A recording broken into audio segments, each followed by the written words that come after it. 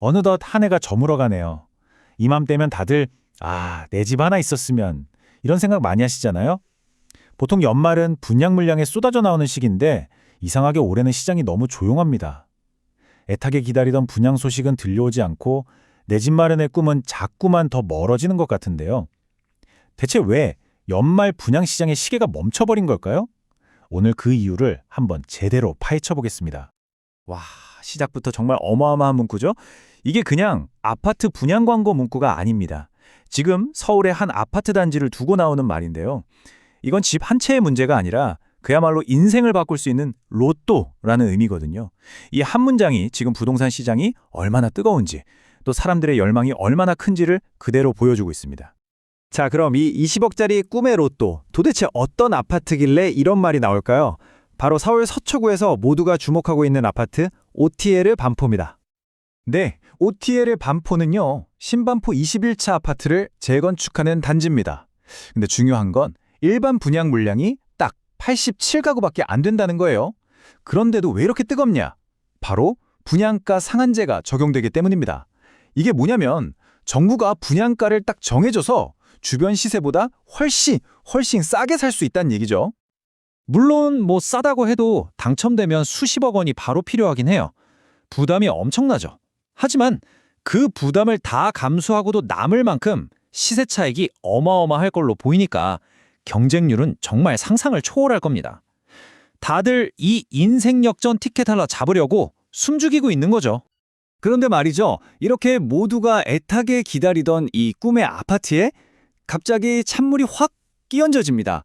기다림이 생각보다 훨씬 더 길어지게 된 거예요.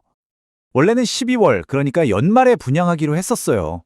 그런데 갑자기 내년 2월로 휙 미뤄진 겁니다. 근데 더 황당한 건 뭐냐면 분양하고 바로 다음 달인 3월에 입주를 해야 한다는 거예요. 아니, 당첨돼도 한 달 만에 그 큰돈 수십억을 어떻게 마련하겠어요? 자금 압박이 정말 장난 아니겠죠. 자, 그런데 여기서 진짜 중요한 게 있어요. 이게 그냥 OTL의 반포 하나만의 문제가 아니라는 겁니다. 지금 서울 그리고 수도권 전반에서 똑같은 일이 벌어지고 있다는 거죠. 대체 왜 이러는 걸까요? 네, 지금부터 그 이유를 한번 제대로 파헤쳐 보겠습니다. 왜 잘 나가던 건설사들이 갑자기 분양에 딱 브레이크를 걸었을까요? 원래 이맘때면요, 건설사들이 한 해 실적 마무리하려고 막판 스퍼트, 그러니까 분양 물량을 막 쏟아내거든요. 밀어내기 분양이라고도 하죠. 근데 올해는 분위기가 완전 180도 달라요. 정부가 계속해서 강력한 부동산 규제를 내놓으니까 시장이 어떻게 될지 한 치 앞도 모르는 거예요. 그러니까 일단 지켜보자, 숨 좀 거르자, 이런 분위기가 된 거죠. 업계 분위기를 딱 한 단어로 말하면 관망이에요. 지켜본다는 뜻이죠. 정부가 또 어떤 카드를 꺼낼지, 집값은 오를지 내릴지 너무 불확실한 게 많은 거예요. 이런 상황에서 섣불리 분양했다가 미분양이라도 나면 큰일이잖아요. 그러니까 차라리 가만히 지켜보면서 타이밍을 재고 있는 겁니다. 물론 속사정도 있습니다. 조합이나 건설사 입장에서는요, 분양을 조금이라도 늦춰서 분양가를 단 얼마라도 더 받고 싶은 그런 계산도 깔려 있는 거죠.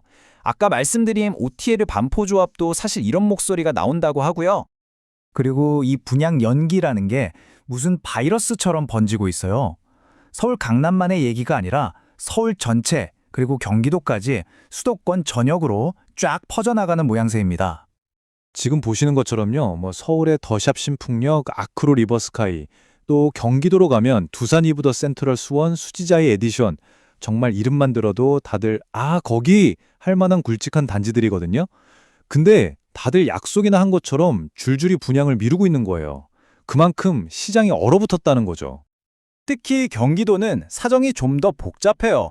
얼마 전에 정부가 부동산 대책을 새로 내놓으면서 수원이나 용인 같은 곳들이 갑자기 규제 지역으로 묶여버렸거든요.